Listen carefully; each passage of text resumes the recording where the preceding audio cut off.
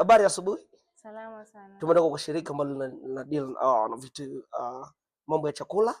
Na tumesikia kuna michele ambayo imepita ambayo iko na sumu, toxin ndani. What? Tafadhali, can you give me a sample of the rice? Nataka tu nione tafadhali. What is this regarding? Kuna chakula ambayo imepita ambayo ina sumu. Imepita wapi? Imepita kwa manyumba. Watu unaweza kula.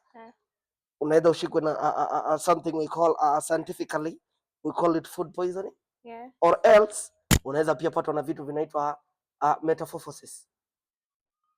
Kwa hivyo give me a sample of your rice, nataka tuende tukaangalie lab kwenye laboratory.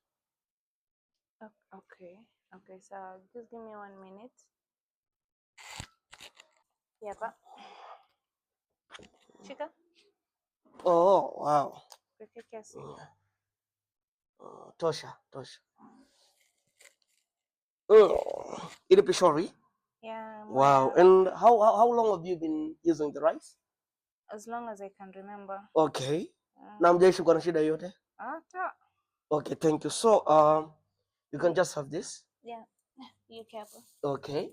No problem. You can just have that. Yeah. So, unaweza kunijazia hapa ili tuende tukaendelee na vipimo zaidi kwa sababu we need samples kwa lab. Niweke hapa? Yeah, unijazia hapa.